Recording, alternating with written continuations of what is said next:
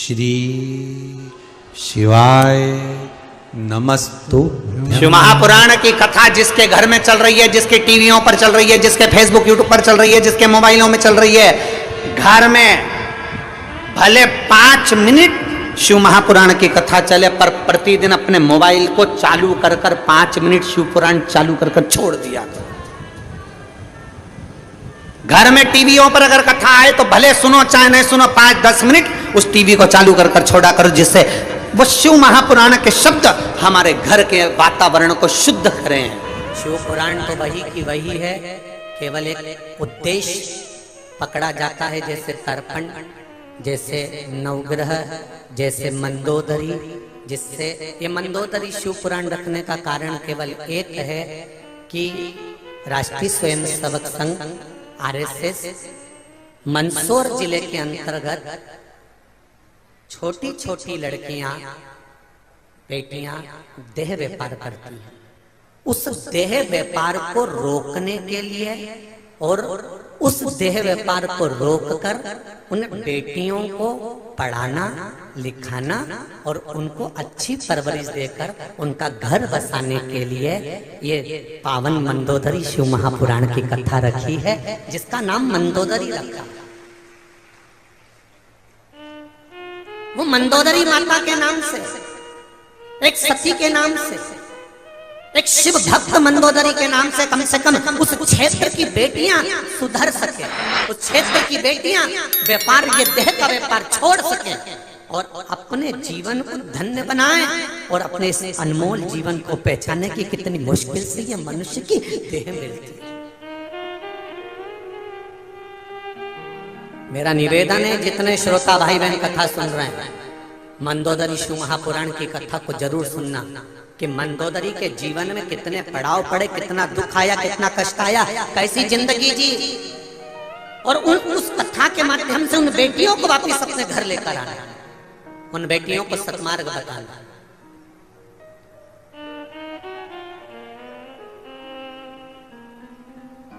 और ये मंदोदरी शिव महापुराण की कथा का जो स्मरण रखा है, वो इसलिए रखा कि मेरी भारत भूमि की माताएं इस कथा के माध्यम से अपने जीवन को पहचाने कि जिस समय पर गर्भ में संतान होती है, उस समय पर कौन से मंत्र का जाप करना चाहिए, जिस समय पर अगर घर में कोई तकलीफ आ गई तो उस समय कौन से मंत्र का स्मरण करना चाहिए। ये मंदोदरी शिव महापुराण की कथा में लेख है, आप उसका स्मरण करो, उस भक्ति को धारण करो।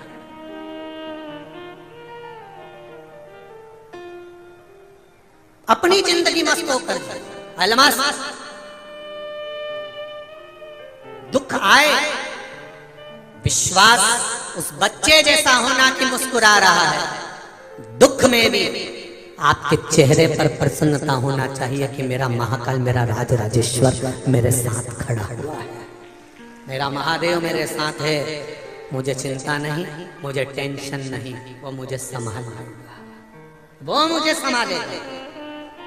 शिव की आराधना, भगवान शंकर का मंत्र जाप, भगवान शिव का स्मरण, शिव भक्ति का एक सुख, आवाज पकड़ रहा है, शिव भक्ति का एक स्मरण जीवन में। माता, पिता, गुरु, राजा, ये 4 जो पात्र हैं, ये युग के निर्माता। देखिए, दक्ष प्रजापति की 2 बेटियां स्वाहा, स्वधा। स्वाहा अग्निदेव को दी गई, स्वधा पितरों को दी गई। आप जब यज्ञ करते हो तो उसमें जो स्वाहा का उच्चारण करते हो, ये धर्म पत्नी, ओम ब्रह्मवे स्वाहा। तो आप जब स्वाहा का उच्चारण कर रहे हो, स्वाहा का जब उच्चारण कर रहे हो तो उसमें अग्निदेव की धर्म पत्नी का उच्चारण, और जब आप स्वधा का उच्चारण कर रहे हो, कौन सा उच्चारण, जम के बोलो जरा, जम के, स्वधा, स्वधा का उच्चारण कर रहे हो तो ये पितृदेव की धर्म पत्नी का उच्चारण। अब थोड़ा ध्यान देना, जितने लोग आस्था पर सुन रहे हो और जितने लोग फेसबुक यूट्यूब पर सुन रहे हो और जितने इस पावन पंडाल और पंडाल के बाहर जहां जहां बैठकर सुन रहे हो, ध्यान दीजिए। गर्भ में संतान रहे और गर्भस्थ यदि संतान है, उसके शरीर का निर्माण पितृ कर रहे हैं।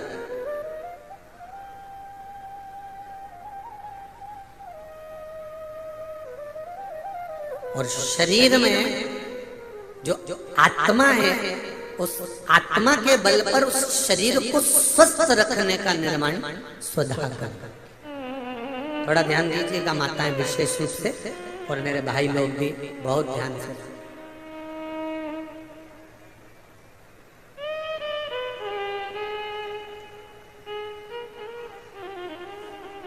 स्वधा तप की मुद्रा में बैठी है, साधना कर रही है, आराधना कर रही है, और तभी पितरों के देव आर्यमा का आगमन हुआ। पितरों के देवता आर्यमा स्वामी वहां पर आए। जब पितरों के देवता आर्यमा स्वामी आए तो उन्होंने क्या देखा कि यहाँ स्वधा तो भगवान के तप में लीन है, स्वधा तो भगवान की भक्ति में लीन है। अब जब स्वधा भगवान की भक्ति में लीन थी और आर्यमा स्वामी वहां से निकल कर गए, तो आर्यमा स्वामी आज निकल कर सीधे धर्मराज जी के पास पहुंचे। यमराज को धर्मराज भी कहते हैं, यमराज भी कहते हैं, यम भी कहते हैं। तो आर्यमा स्वामी ने क्या देखा कि वहां पर तो यमराज तो नहीं है, पर यमराज की धर्मपत्नी धुमोरना बैठी हुई। यमराज की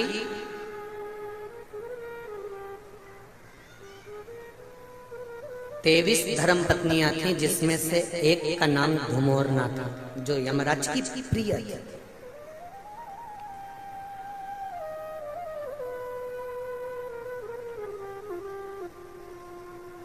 और धुमोरना,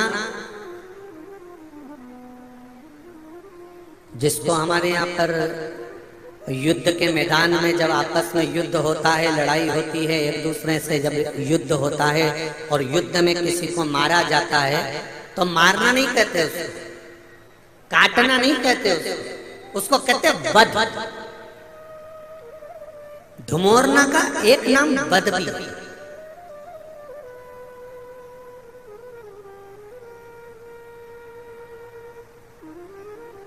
धुमोरना बेटी है और उस धुमोरना की गोदी में उसका बेटा है, यमराज का बेटा, जिसका नाम है कतिला। यमराज का बेटा कतिला धुमोरना की गोद में बैठा हुआ, यमराज की पत्नी की गोद में। आर्यमा स्वामी का आगमन हुआ। आर्यमा स्वामी ने जब धुमोरना को देखा तो प्रणाम किया।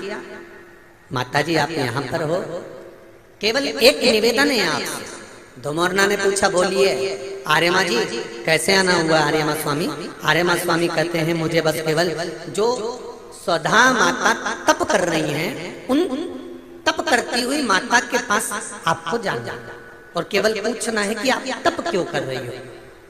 तो धुमोरना ने कहा कि मैं, अगर मुझे देखकर स्वधा कहीं भय तो नहीं खा जाएगी, स्वधा में कोई भय तो उत्पन्न नहीं होगा।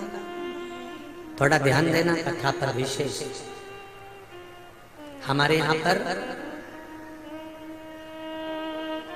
एक प्रसंग बुजुर्ग माताएं बहुत पहले से कहती आई हैं, शायद यहाँ पे भी जितनी बुजुर्ग माताएं बैठी होंगी वो जानती होंगी। 9 महीने में नारी के गर्भ में जब 9 महीने बच्चा रहता है तो कोई 1 महीना ऐसा होता है जिस महीने में बुजुर्ग माताएं कहती है कि नदी नाले मत नागो। बोलो सही है कि गलत है? अरे जम के बोलो जी जी सही है। 1 महीना ऐसा होता है, वो 7वां हो कि 6ठा हो कि 8वां हो, जो आपके स्मरण में होगा। कई माताएं कहती हैं और बुजुर्ग माताएं कहती हैं तो बहुओं को लगता है ऐसा कोई होता है, ये तो ढोंग प्रपंच है, ये तो ढकोसला होगा, ये तो ढोंग होगा। पर उसका प्रसंग कई बहुओं ने माताओं से कहा होगा ऐसा कोई होता है क्या कि मैं मायके नहीं जाऊं और ये वाले महीना 1 महीना 9 महीने में 1 महीना मेरी माताओं के गर्भ के समय का ऐसा होता है कि जिस महीने में बुजुर्ग माताएं कह देती है कि इस महीने में तुम नदी नाले मत लांगो, अपने घर में रहो, स्वस्थ रहो, ना कहीं जाना ना कहीं आना। डॉक्टर को दिखाने जाना हो तो चले जाओ, मना नहीं, पर नदी नाले लांग कर मत जाना, इधर हो तो चले जाओ। बुजुर्ग माताएं कहती हैं। अब इन बुजुर्ग माताओं को किसने बताया ये कि नदी नाले मत नांगना? वो प्रसंग ये शिव महापुराण के तर्पण, जो शिव पुराण की कथा आप सुन रहे हो, वो प्रसंग यहाँ मिलता है कि स्वधा तप कर रही है और उसके तप करते समय वो अपने बच्चों को जन्म देने वाली है और उस समय पर यमराज की धर्म पत्नी धुमोरना समझाने के लिए आती है। 1 महीना लगता है धुमोरना को स्वधा को समझाने के लिए। इसलिए हमारे यहाँ पर बुजुर्ग माता कहती है कि इस महीने में तो नदी नाले मत नांगना, क्योंकि यम की पत्नी आई है। जब गर्भस्थ बच्चा रहता है, जब गर्भ में संतान रहती है, गर्भ में जब औलाद रहती है, गर्भ में जब संतान रहती है, तो नारी के 9 महीने में से 1 महीना ऐसा निकलता है, बच्चा पूरी तरह से स्वस्थ होगा, धड़कन भी होगी, सब कुछ होगा, तुम भी अच्छे रहोगे। पर 9 महीने में 1 महीना कष्ट का तो जाता ही है, ये निश्चित है। क्यों? क्योंकि उस समय पर स्वधा के पास में धुमोरना यमराज की पत्नी आकर बैठी थी, जिस समय पर स्वधा अपने बच्चों को प्रकट कर रही थी, तब उस समय पर धुमोरना आकर विराजमान हो गई, यमराज की पत्नी आकर विराजमान। अब नई नई बहुएं तो इस बात पर विश्वास नहीं करती हैं, पर मुझे आश्चर्य इस बात का होता है कि बुजुर्ग माताएं कितनी विद्वान होगी पुराने समय की कि उनको शिव महापुराण की ये संवाद धुमोरना का यमराज की पत्नी का किसने सुना होगा। और ये बुजुर्ग माताओं को भी मालूम, इनकी सास ने और उनकी भी सास ने और उनकी भी सास ने, मतलब सनातन हिंदू धर्म कितना पुराना सनातन धर्म है, जरा विचार करिए कि वो आज तक चले आया। अब उसको लोग ढोंग के ले, ढकोसला के ले, चाहे कुछ के ले। अब ये तो अब यहाँ बैठकर आप लोगों को कुछ शिव पुराण के, कुछ स्कंद पुराण के, कुछ पद्म पुराण के, कुछ अग्नि पुराण के, कुछ नर्मदा पुराण के कुछ उपाय यहाँ से बता दिए जाते हैं। अब उसमें लोग हमें टोटका वाला महाराज कहें, चाहे जो महाराज के, उनकी मर्जी। आग लगे बस्ती में, शिवर वाला रहे मस्ती, अपने को क्या करना उसमें, वो जो बोले बोलता रहे। जिसको जितनी पिसी हुई काली मिर्ची लगे वो लगती है, अपने कोई फर्क नहीं। अपन तो मस्त अपनी जिंदगी जियो। भगवान ने ये शरीर दिया है भजन करने के लिए, सतमार्ग बताने के लिए और अपने जीवन को भगवतमय बनाने के लिए। इससे ज्यादा कुछ नहीं करना। अपनी जिंदगी को भगवान के चरणों में कमाओ, दुकान चलाओ, घर चलाओ, परिवार चलाओ, खूब कमाओ। एक दुकान की जगह 4 दुकान करो, 25,000 की जगह 50,000 रुपए महीना कमाओ, खूब कमाओ, दिल से कमाओ, जितनी शरीर की कैपेसिटी है उससे ज्यादा कमाओ। बस एक निवेदन है, कमाई खूब दिल से करो। कमाने के बाद दान भी मत करो, किसी को मत दो, पर अपने ऊपर खर्च तो करो। जोड़ जोड़ के मत मरना रे, जोड़ जोड़ के मर गए और बाद में दुनिया के लोग उसका भोग करें। इसलिए मेरा माताओं से भी निवेदन है, तुम्हारी अलमारी में जितनी जोरदार जोरदार साड़ियां रखी हैं सब निकाल के पहन लो। मरने के बाद ऊपर याद आएगी मैंने वो पीले कलर की नहीं पहनी, तो कितना जीवड़ा दुखेगा। यमराज से कहोगी यमराज बंस मोर एक बार फिर छोड़। यमराज के चल रही कि दो चल, फिर रोते रोते कहोगे मैंने वो पीली वाली तो पहनी नहीं, अभी तो उसकी चोली सिलवाई थी, उसमें पीको करवाई थी, मैंने अपने हाथ से फाल लगाई थी, पर वो अभी मैंने पहनी नहीं है। यमराज एक बार छोड़ दे। यमराज की अब तो वो तेरी बहू पहने। इसीलिए मेरा निवेदन है जीजियों, तुमने फाल लगाई, तुमने पीको कराई, तुमने चोली सिलाई, तुमने मेहनत करी, तो पहनो भी तुम। मरने के बाद की कोई गारंटी नहीं, कोई भरोसा। अपनी मस्ती में जियो, दुनिया के लोग आप पर उंगली उठाते रहेंगे, आप शब्द कहते रहेंगे, गालियां देते रहेंगे, आड़ा टेढ़ा बोलते रहेंगे, और तुम घर में दो तरह की बहू होती है, एक बेचारी दिन भर टेंशन में जीती है और एक मुस्कुरा के बेफिक्र। एक घर में समझदार बहू होती है और एक बिल्कुल पागल। जो समझदार होती है उसको पूरा घर संभालना पड़ता है। जीजी आई, ननंद आई, काका आया, काकी आई, बुआ आई, ये है वो हो गई। उसको पूरी शादी में, पूरे फंक्शन में काम संभालती रहती है। और एक होती है पगली, उसको सास कहती है हमारी बहू में तो अक्ल ही नहीं। जिसमें अक्ल नहीं वो सबसे पहले डेंटिंग पेंटिंग करके मेहंदी मेहंदी बना बुटू के सबसे पहले बफेट में गुलाब जामुन रसगुल्ला खा हुआ के वो जाए। उसे कोई मतलब नहीं कौन आया कौन गया, कितना बेटर, कितना भोजन, कितनी केटरिंग, उसे कोई मतलब नहीं। वो तो खा पी के और बढ़िया अपनी सहेली के साथ गप्पे मप्पे मारे। तो मौसी सासन बोलती देख तेरी बहू को देख कितनी गप्पे मार रही, और वो बेचारी बड़ी वाली कितनी काम कर रही, क्योंकि हमारी बड़ी तो समझदार है और छोटी में तो अक्ल नहीं। अब बताओ जायदाद का हिस्सा तो दोनों को मिलेगा, तो फिर समझदार होने से फायदा कौन सा? अकल से होने से फायदा मिलेगा तो जितना इसको मिला इतना इसको मिला, जितना इसको मिलेगा उतना उसको मिलेगा। तो क्या किसको रोइए, चादर तान के मस्त होकर जिंदगी जियो। 50 रुपए भी कमा रहे हो तो मस्त होकर जीना, रोकर नहीं। जब देखो जब आंख में आंसू भरकर हमारा तो व्यापार नहीं चल रहा, शिव जी को एक लोटा जल चढ़ा, भगवान का भजन कर, कीर्तन कर, मंत्र जाप कर, स्मरण कर। किसी से मत के कि ये नहीं हो रहा, शंकर जी के पास चले जा, एक लोटा जल चढ़ा, एक बेलपत्री दिल से चढ़ा, ज्यादा उनको चाहिए भी नहीं, कुछ भी नहीं चाहिए, बस दिल से भजन और कुछ। कितना पुरातन हमारा सनातन धर्म होगा कि बुजुर्ग माताओं को आज तक मालूम है कि 1 महीना नदी नाले मत। कितना पुरातन सनातन धर्म है जरा विचार। अब इनको लोग समझे ना समझे, जो लोग ज्यादा VIP हो जाते हैं ना, तो वो दूसरों को ज्ञान बहुत देते हैं, पर खुद अपने ऊपर अमल कभी नहीं करते। मेरा निवेदन है थोड़ा सा, जितनी बात आप कहते हो उतना खुद पर भी अमल करना सीखो, स्वयं पर।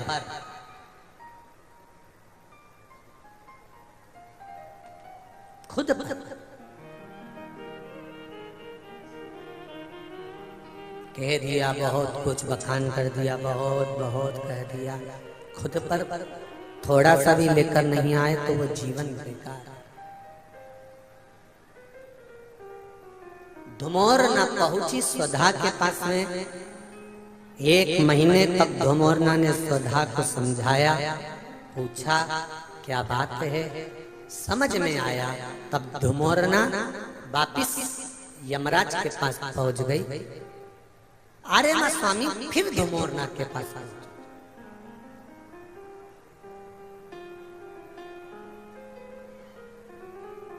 वापिस जिस नारी को डॉक्टर ने कह दिया कि इसकी डिलीवरी हो सकता है 8वें महीने में हो जाए, बच्चा 9 महीने तक रिस्क नहीं ले सकते, 8वें महीने में या 7वें महीने में बच्चे को जन्म देना पड़ेगा, ऑपरेशन करना ही पड़ेगा।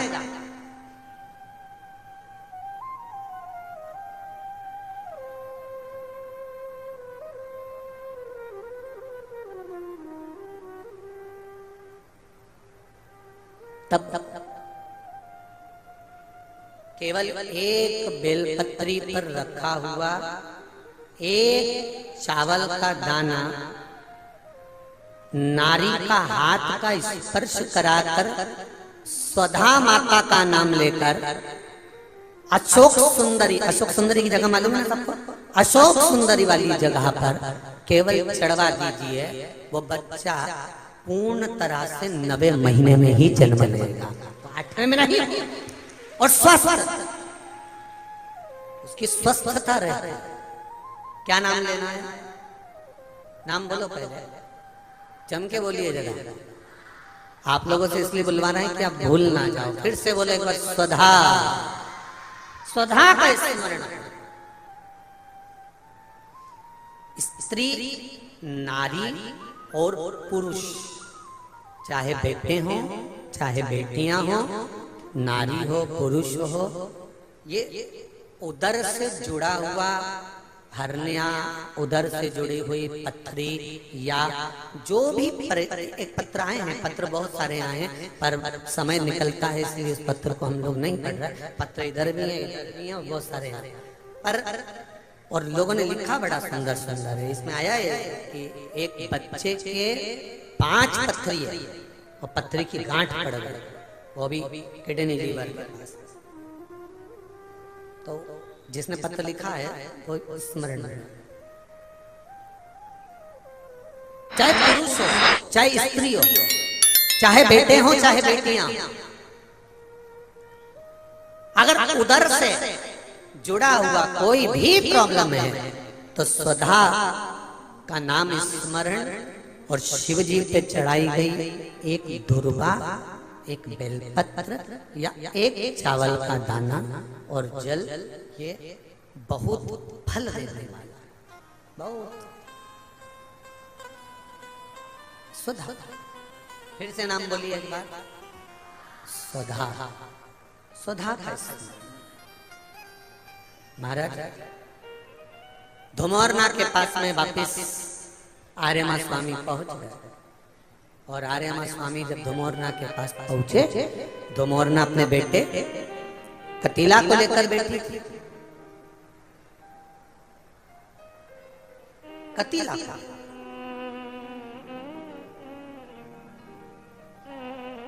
आज धुमौरना कतीला को ज्ञान उपदेश दे रहे थे, जिस समय पर आर्यमा स्वामी का आगमन हुआ।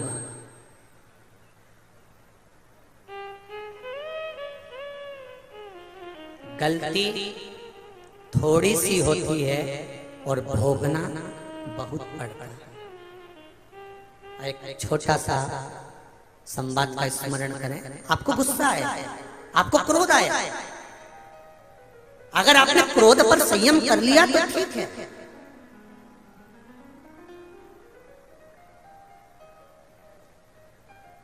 आपने अपने क्रोध पर संयम कर लिया तो ठीक है।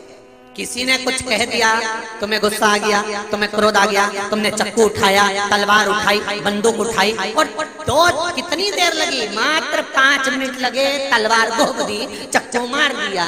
अब जरा विचार करिए, आपको क्रोध आया, किसी ने कुछ कह दिया, किसी ने कुछ बोल दिया, और चक्कू मारने में केवल 5 मिनट लगे, 10 मिनट लगे, तलवार मारने में 20 मिनट लगे, बंदूक मारने में 2 मिनट 5 मिनट लगे।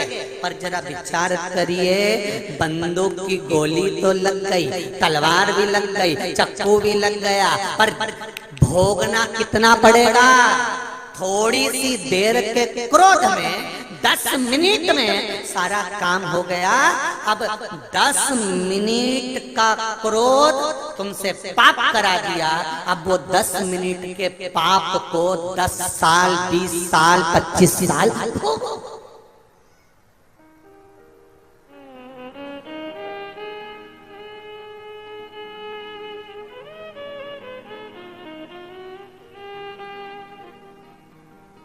बैठे थे गौतम बुद्ध, और गौतम बुद्ध के पास में किसी ने आकर कहा, अगर कोई हमको गालियां दे तो हम क्या करें? सुन लो रे अशोक नगर वालों अच्छे से, तुम्हारे अशोक नगर में भी जरा गाली का ट्रैक बहुत सुंदर है, सर अच्छे से सुन लेना जरा। तुम्हारे यहाँ बहुत जरा जरा सी बात में इधर गुटखा भरा रहता और तुरंत चालू हो जाते। वो तो मैं व्यासपीठ पे बैठा हूँ इसलिए बोल नहीं रहा, तुरंत यहाँ पान भरा और चालू, गुटखा भरा और चालू। गाली का ट्रिक बहुत है वो, और किसी किसी को तो जानते भी नहीं तो भी बक दी है, तो है ही ऐसा, बक बुका के बुझ जाए बुझ जाए बुझ जाए। अब बक तो दी तुमने, बोल तो दिया। गौतम बुद्ध का चरित्र कथा, गौतम बुद्ध बाबा से पूछा गया कि कोई हमको गाली दे, कोई हमको अपशब्द कहे, कोई हमको ताना दे, कोई हमको आड़ा टेढ़ा बोले, तो हमें क्या करना चाहिए? आप जरा विचार करिएगा, जरा विचार करिए।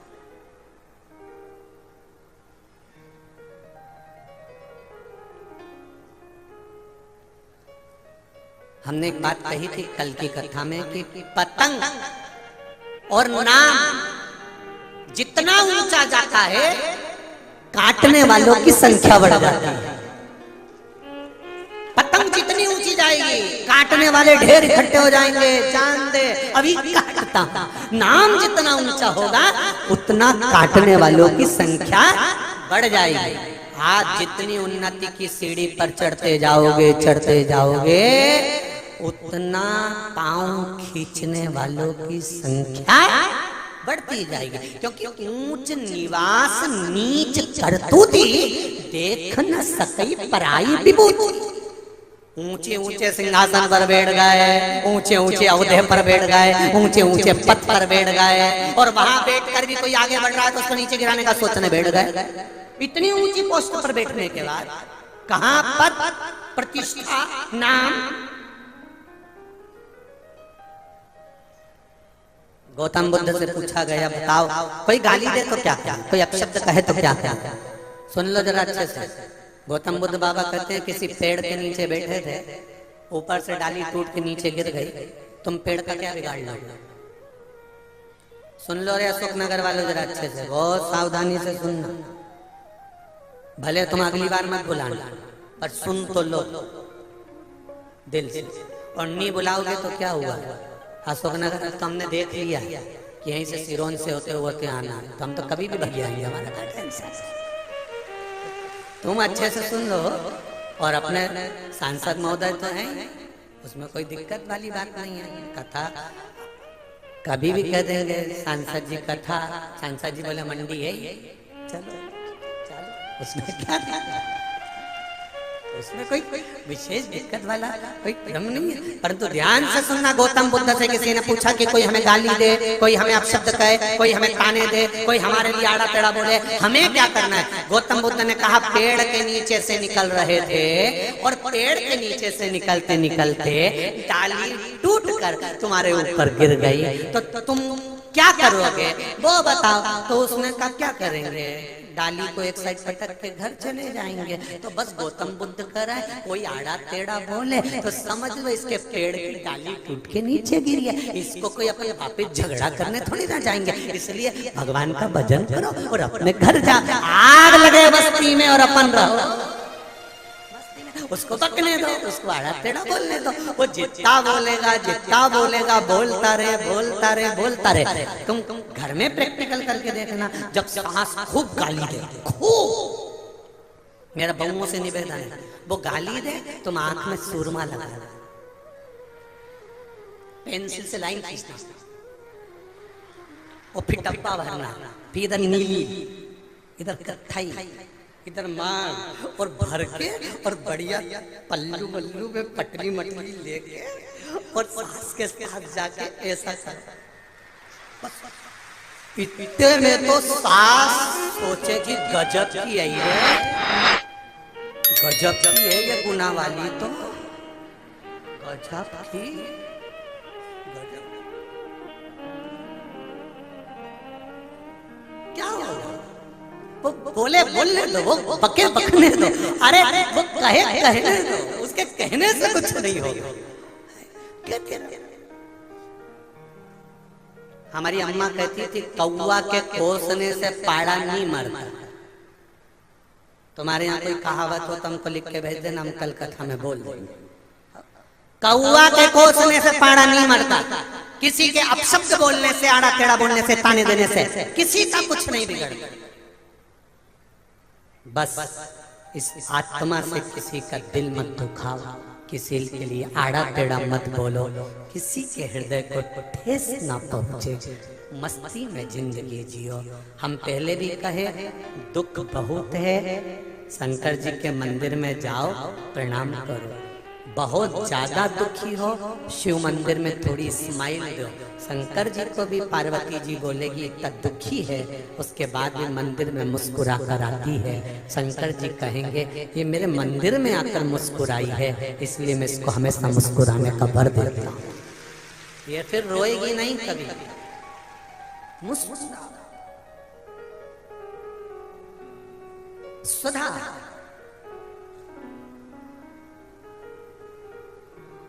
के पास से धुमोरना चली गई, अपने बेटे को ज्ञान उपदेश दे रही कि थोड़ी सी देर का पाप करा और भोगना 10-20 साल पड़ा। यही जीवन है मनुष्य का।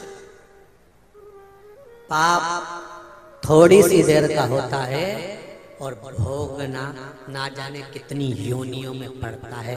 कभी पशु, कभी पक्षी, कभी जलचर, कभी थलचर, कभी वायुचर, ना जाने कितनी कितनी योनियां हमको मिलती रही। अच्छा कर्म करते चलो। धुमोरना के पास में आर्यमा स्वामी आ गए। आर्यमा स्वामी ने धुमोरना से पूछा कि ये पितरों की धर्म पत्नी स्वधा क्या चाहती है।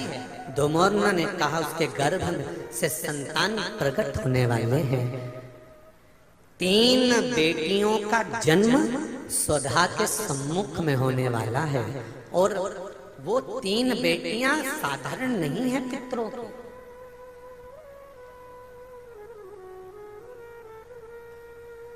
वो पितरों की 3 बेटियां साधारण नहीं है।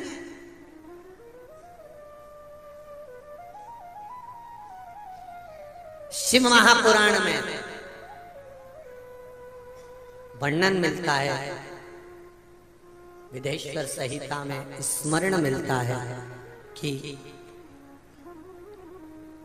पितरों की धर्म पत्नी स्वधा के सम्मुख में 3 बेटियां प्रकट हो गई, मेना, धन्या, कला। 3 बेटे, बहुत सुंदर बेटियां सामने प्रकट हुई। पितरों की धर्मपत्नी स्वधा के गर्भ से ये बच्चों का जन्म नहीं हुआ, उनके सम्मुख में तप साधना और भक्ति से प्रकट, भक्ति से। जब डॉक्टर कह दे कि बच्चे की धड़कन नहीं है, जब डॉक्टर कह दे कि बच्चे को तकलीफ है, जब डॉक्टर कह दे कि इसको ये तकलीफ है, हम तो यहां तक कहेंगे जिनके बच्चा जन्म लेने के बाद में भी अगर माइंड से, श्रवण से, वाणी से, शरीर से अगर बच्चा जन्म लेने के बाद भी अगर तकलीफ में है तो स्वधा का स्मरण कर कर देसी गाय का घी शंकर भगवान पर लेपन करिए। क्या लेपन करना है?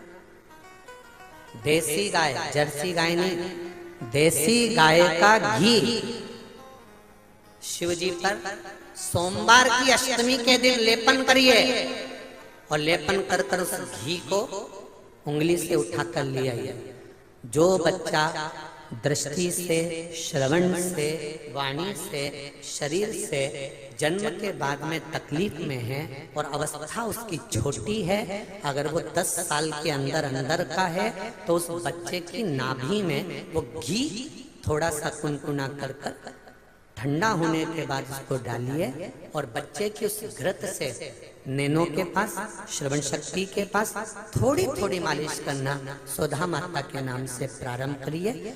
थोड़ा दिन 2-3 महीने कर कर देखिए, बच्चे में थोड़ा थोड़ा सा फल आना प्रारंभ हो जाएगा और धीरे धीरे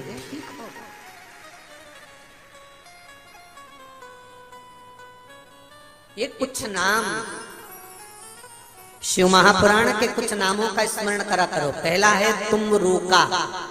क्या नाम है? तुमरूका। ये गर्भस्थ धारण करने के लिए होता है, जिसको 20-20 साल, 25-25 साल तक संतान नहीं होती, उसके लिए तुमरूका जी का नाम था, जिसने शिव महापुराण की कथा को वाचन किया है। कुंदकेश्वर महादेव, अवधूतेश्वर महादेव, चंपेश्वर महादेव, स्वधा, ऐसे कुछ नामों का स्मरण बड़ा सुंदर उसको करा महाराज। 3 कन्या प्रकट हो गई, मैना, धन्य और कला। पितृलोक में आनंद छा गया, पितृलोक में आनंद ही आनंद।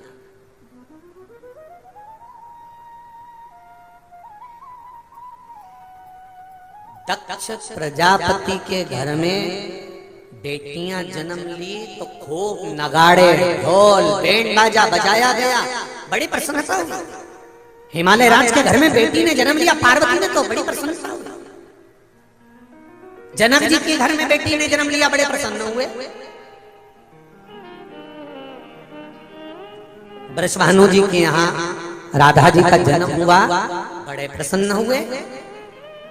पर ये नियम किसने लगा दिया कि बेटे का जन्म होता है तो ढोल नगाड़े बजते हैं, और बेटी का जन्म होता है तो सास चूल्हा के पास और माँ पलंग पे रोती है कि बेटी का जन्म हो गया।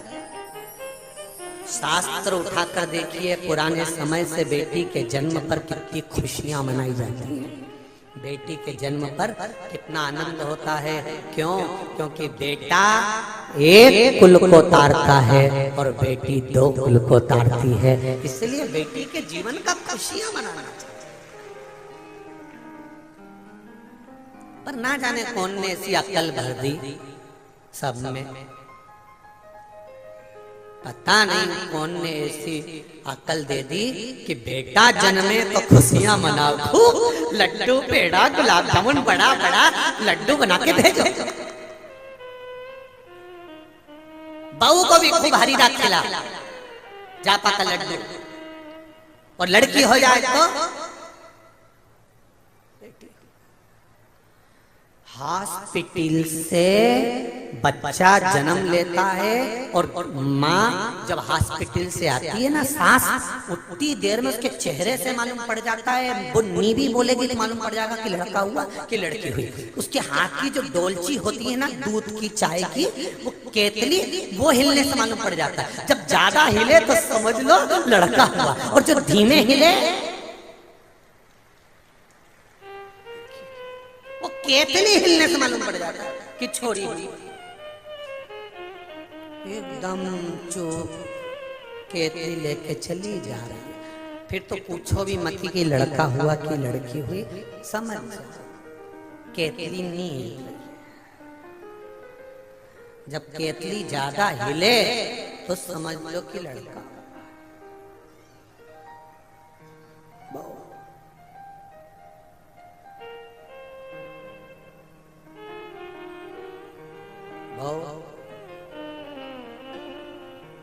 ऐसा होता भी है, कई लोग अच्छे अच्छे पद पर रहते हैं ना, बहुत कोई डॉक्टर है, कोई कमिश्नर है, कोई कलेक्टर है, कोई एसपी है, कोई टीआई है, कोई मंत्री है, कोई बड़े बड़े पद पर जो लोग रहते हैं, कोई सांसद, कोई विधायक, बहुत मिनिस्टर, ये जो बड़े पत्ते देते हैं ना, ये इनके भीतर बहुत नम्रता रहती है, ये निश्चित है। ये इतने गुस्से या क्रोध या ये चीज नहीं, परंतु इनके जो साथ में रहते हैं ना, जो इनके असिस्टेंट, वो कहते हैं ना, चाय से ज्यादा केतली गर्म होती है। दिक्कत यही है।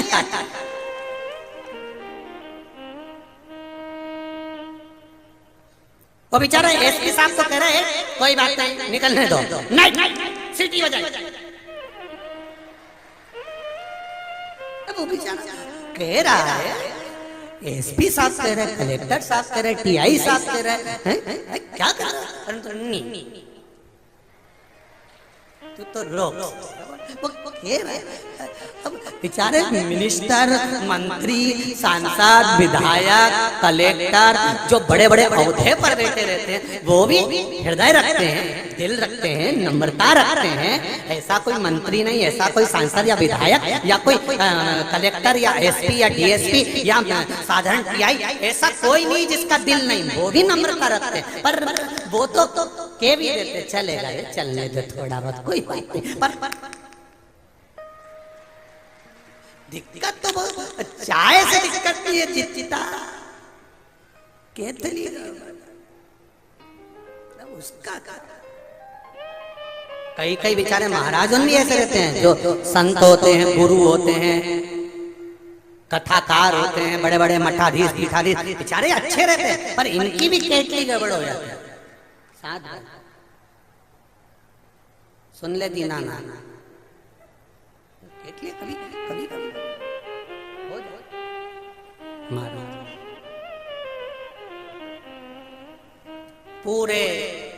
पूरे आनंद के साथ खुशियां मनाई जा रही है। निवेदन करूंगा शुकनगर की धरा से, बेटा जन्म ले जितनी खुशी आपको होती है, बेटी के जन्म पर वही खुशी दुगनी होना चाहिए कि बेटी ने जन्म। दो फूल को तार रही हैं मेरी बेटियां, दो फूल को।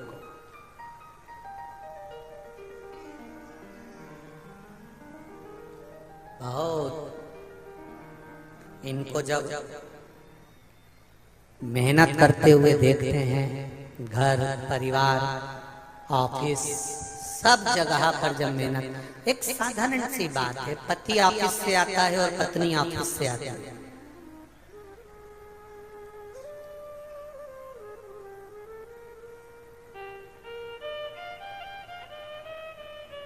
पति ऑफिस से आया और पत्नी भी ऑफिस से आई, दोनों नौकरी कर रहे हैं। पति ऑफिस से आया, बैग रखा, सोफे पे पड़ा, बैठा, आवाज लगाई, पानी लाओ, बैठा है, रिमोट उठाया, टीवी चालू कर लिया, देखता रहा, टेबल पे खाना चाहिए, टेबल पर सामान चाहिए, बैठा है, आराम से जूते खोल रहा है, चप्पल पहन रहा है, कपड़े बदल रहा है, सब आते से ही ऑफिस से आया और इसको खाने का सामान चाहिए, ये चाहिए, वो चाहिए।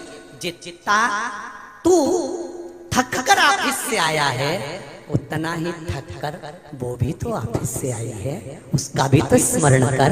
नहीं, हाथ में चाहिए। चाय बना रही हो क्या? चाय लिया हुए, पानी रख दो, मैं आ रहा हूं, मेरे कपड़े रख दो। जरा सोचो, जितनी मेहनत तुम कर रहे हो उतनी मेहनत वो कर रही है। तुम अगर दुकान पर जाकर थक जाते हो तो वो घर में काम कर कर थक जाती है। तुम अगर ऑफिस में थक रहे हो तो वो भी ऑफिस में थक रही है। इसके बाद भी नारी के चेहरे पर सल नहीं आता। आते से अपने बच्चों को गोदी में लेती है, आते से बच्चों ने कुछ खाया कि नहीं खाया, शाम का खाना बनाना है, तैयारी में लग जाती है। वो मेरे भारत की नारी है, साधारण नहीं हो सकती। वो भारत की बेटियां हैं, ऑफिस से आती है, उसके बाद खाना बनाकर अपने बच्चों को खिलाती है, पति को खिलाती है, रिश्तेदार को खिलाती है। ऑफिस जाएगी तो खाना बनाकर जाएगी, सब काम करके, बर्तन छोड़ के रखकर सब काम कर कर फिर जाती है। ये मेरे भारत की बेटियां हैं। विदेश की नहीं, विदेश की बेटी का तो एक विदेश की एक माता का पति मर गया, कब्र में पति को दफना दिया और वो पत्नी पति की कब्र पे पंखा कर रही थी। भारत का एक संत गया, उसने जाकर देखा कि हमारे यहाँ की माताएं तो पति के साथ सती हो जाती हैं, पर ये तो विदेश की माताएं तो हमारे भारत की माता से भी बड़ी है। पति मर गया तो उसकी कब्र पे पंखा कर रही है। संत ने जाकर पूछा, रिजी जी तुम्हारा पति मर गया, तुम पंखा क्यों कर रही हो? उसने कहा, हमारे अमेरिका का नियम है, जब तक पति की कब्र सूखती नहीं है तब तक हम दूसरी शादी नहीं कर सकते, इसलिए सूखा।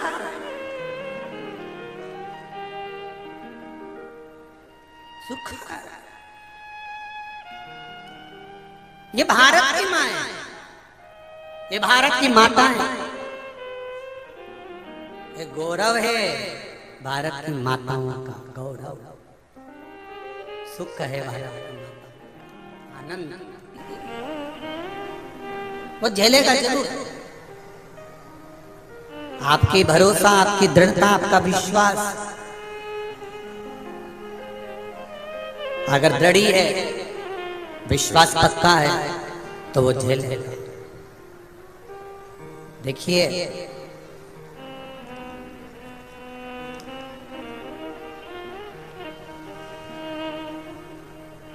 एक अच्छे युग के निर्माण में 4 लोगों की भूमिका ज्यादा होती है।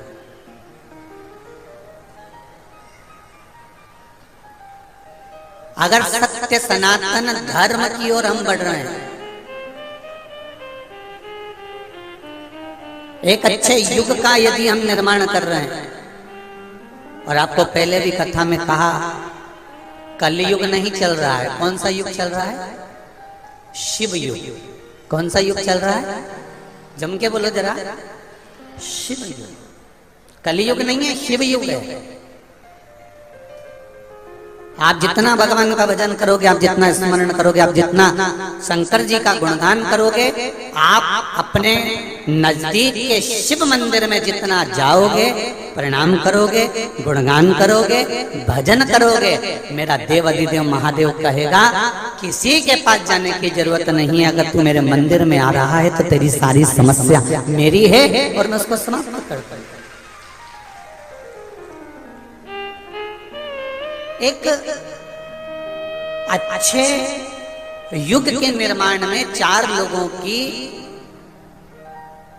हाजिरी, 4 लोगों की प्रबलता बहुत जरूरी है, उपस्थिति जरूरी है। पहले नंबर पर है माता, दूसरे नंबर पर है पिता, तीसरे नंबर पर है गुरु और चौथे नंबर पर है नगर का राजा। ये 4 पात्र ऐसे हैं, ये चार पात्र ऐसे हैं जो हमारे युग का निर्माण करने वाले हैं और संपूर्ण विश्व का एक आनंद देने वाले हैं। पहले नंबर पर कौन है? जम के बोलो जरा, माता। जम के बोलो जरा, माता। पहले नंबर पर अच्छे युग के निर्माण में माता की उपस्थिति जरूरी है।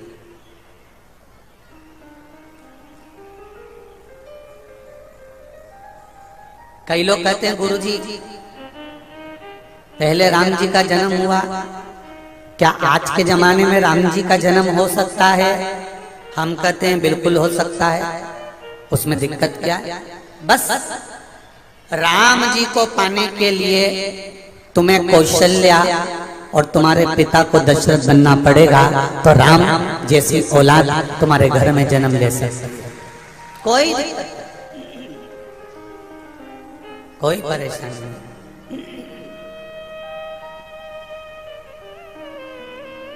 क्या आज के समय में भगवान कृष्ण का जन्म हो सकता है? क्या भगवान कृष्ण प्रकट हो सकते हैं? क्यों नहीं?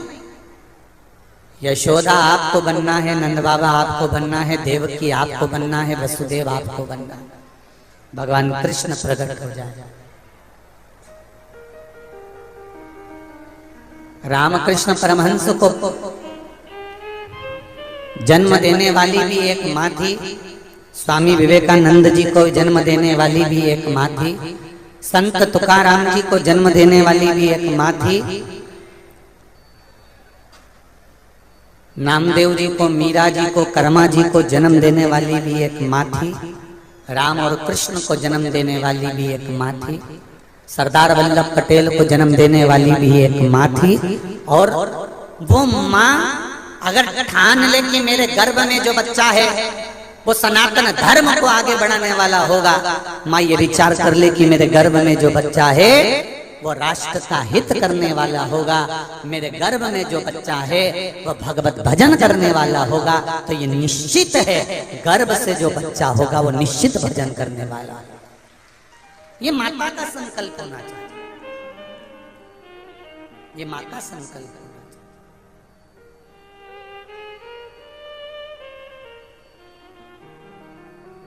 महाराज अभी 25 तारीख को यहाँ कथा समापन हो जाएगी, 26 तारीख को मंदसौर में 2 बजे चालू हो जाएगी, नवरात्रि प्रारंभ हो जाएगी।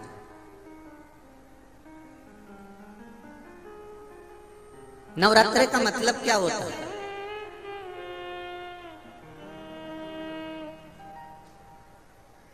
केवल 9 दिन तक देवी की आराधना कर लो, नंगे पैर ले लो,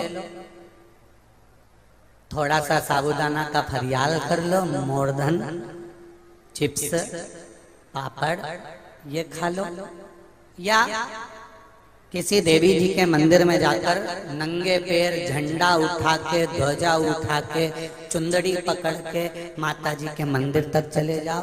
क्या केवल नवरात्रि का मतलब यही है?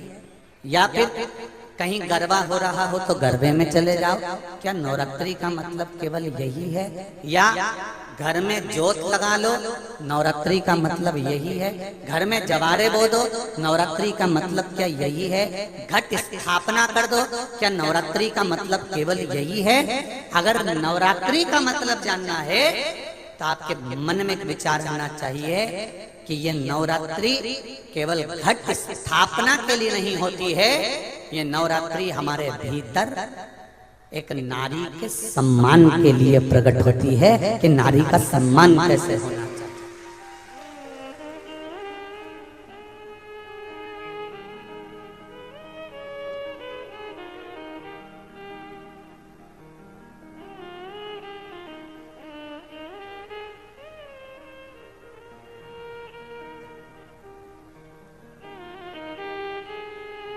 एक नारी का आदर क्या होता है? एक नारी का सम्मान क्या होता है? एक नारी के विचार, उसकी सोच, उसकी दृष्टि क्या होती है?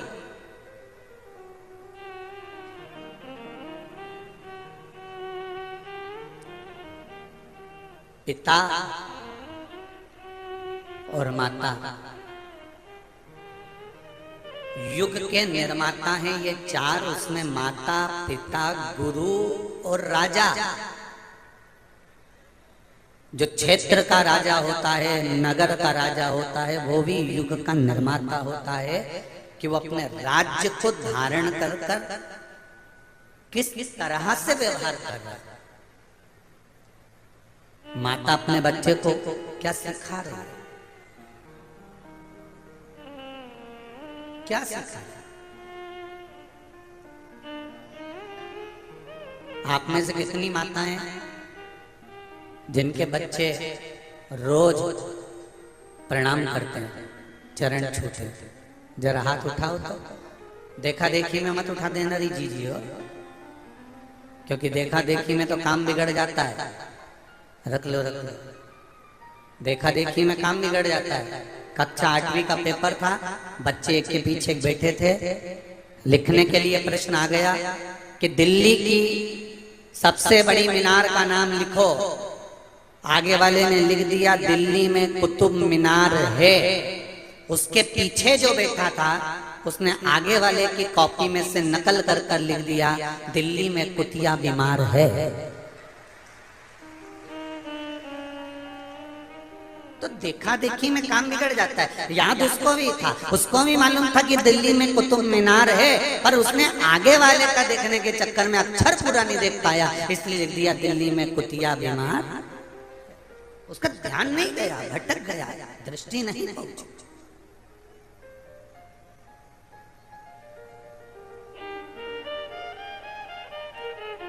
हजारों लाखों की संख्या में कोई कह रहा था गुरुजी इतना पानी गिर रहा है, आज तो पब्लिक जितने भी भक्त आएंगे ना थोड़े से कम आएंगे। मालूम पड़ा इतना पानी गिरा, इतना पानी गिरा। हमको क्या मालूम था कि जैसे पानी की बूंदें टपक रही थी ऐसे तुम टपक रहे थे। सही में ये सोचा था कि रात भर से पानी गिर रहा है तो कम हो जाएंगे, पर यहाँ तो और दूसरे दूसरे तंबू में भरे बैठे हैं, वो टेंट मेंट सब दूर, दुकान में, तंबुओं के बाहर। गजब गजब है। धन्य है सुखनगर के निवासी, आपको धन्यवाद, बहुत बहुत साधुवाद, बहुत बहुत साधुवाद। अब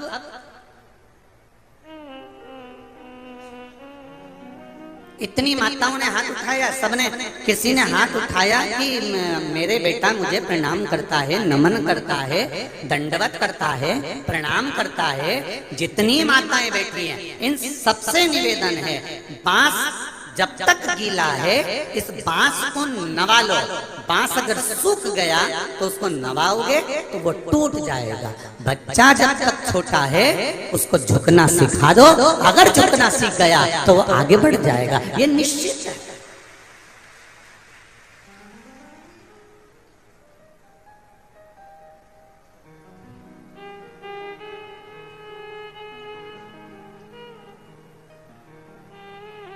जो जितने अकड़ में रहते हैं ना वो उतनी जल्दी गिर जाते हैं। मुख के अंदर दांत और जीवान, जीवान कितनी नरम है, एकदम कोमल, एकदम लचीली, और दांत जो मिल जाए काट खाए, जो मिल जाए चबा जाए। तो दोनों में सबसे पहले कौन गिरता है? बोलो जम के बोलो। जीवान का कुछ बिगड़ता है, आखिरी तक भी मरते दम तक जीवान मुंह में रहती है। तो जीवान से दांतों ने पूछा कि तू आखिरी तक रहती है और हम बीच में चले जाते हैं। तो जीवान ने कहा केवल मेरी नम्रता, मेरी लचकता और मेरे झुकने का जो अंदाज है, बस उसके कारण मैं नम्र रहती हूँ, नरम रहती हूँ, कोमल रहती हूँ, लोगों के आगे झुकती रहती हूँ, तुम्हारे आगे हमेशा दुबक कर नम्रता के साथ रहती हूँ, इसलिए आखिरी तक टिकी रहती हूँ। और तुम बात बात में लड़ाई झगड़ा, बात बात में काटना, तो इसलिए तुम टिक नहीं पाते।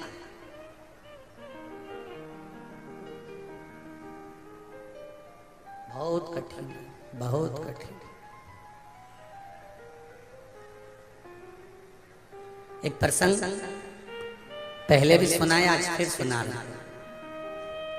एक नदी ने समुद्र से जाकर कहा समुद्र मांग तुझे क्या चाहिए? समुद्र ने कहा नदी मुझे कुछ नहीं चाहिए। नदी ने कहा समुद्र तो मुझे जानता नहीं है, मैं बहुत बड़ी नदी, बहुत विशाल, तुझे जो लगता हो वो मुझसे मांग ले। नदी कहती है मुझसे मांग समुद्र। समुद्र कहता है मुझे कुछ नहीं चाहिए, सब मुझ में है। समुद्र में माणिक, मोती, औषधि, रतन, हीरा, पन्ना, सब सब समुद्र के अंदर।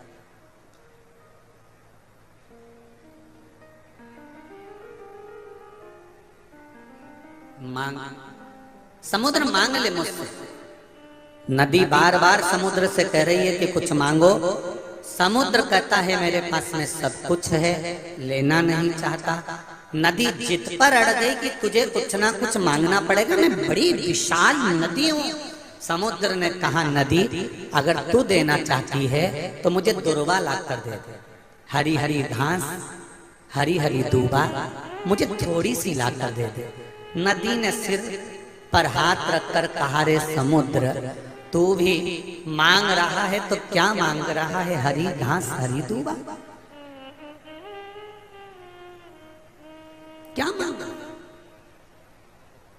केवल हरी घास, केवल हरी दूबा। नदी ने कहा मैं अब भी लेकर आता।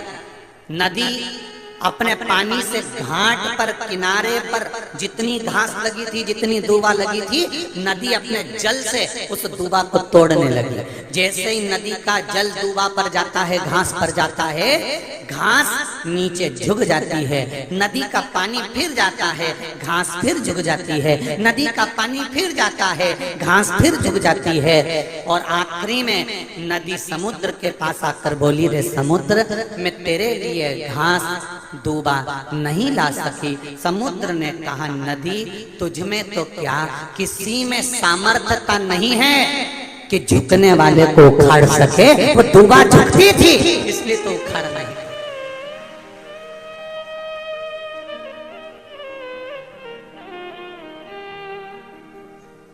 वो दुर्बा झुक रही है तेरे आगे, इसलिए तो उखाड़ नहीं पा रही। झुकने वाले को संसार का कोई मनुष्य, संसार का कोई व्यक्ति उखाड़ नहीं सकता। लंकाधिपति रावण और विभीषण दोनों को देख लीजिए। विभीषण झुकना जानता था और रावण अकड़ना जानता था। बहुत तेज हवा चलती है, बहुत तेज हवा चलती है, तो बड़े बड़े जो वृक्ष ठूट जैसे खड़े रहते हैं, वो सारे वृक्ष, सारे पेड़ टूट कर नीचे गिर जाते हैं। और जो नरम होते हैं वो हवा में भी लड़कर खड़े रहते हैं, क्योंकि झुकने में जो सुख है, नम्रता में जो सुख है, वो सुख अकड़ने में नहीं मिल सकता, वो नहीं मिलेगा।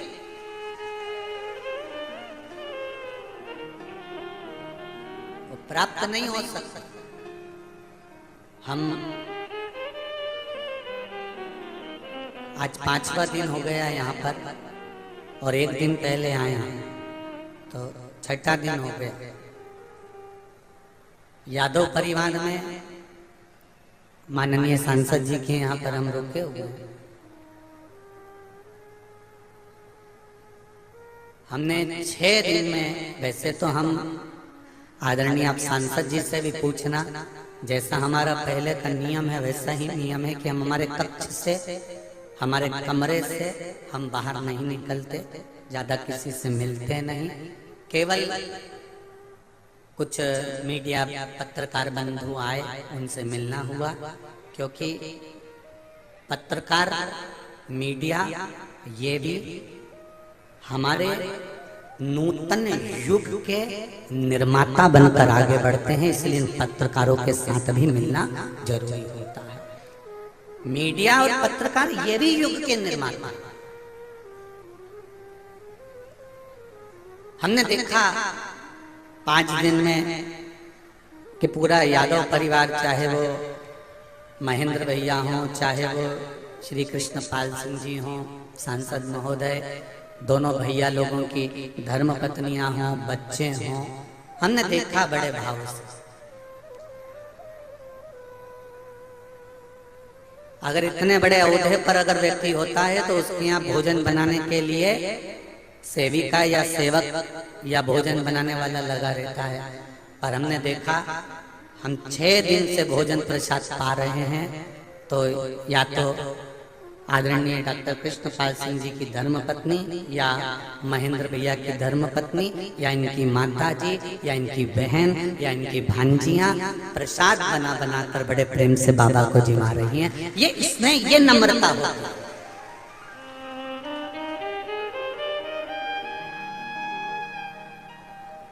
और एक व्यक्ति में इतनी अकड़ आ जाती है, हम कौन, लल्लन जी। और एक नम्रता सीखने को मिलती है अशोकनगर की इस धरा से।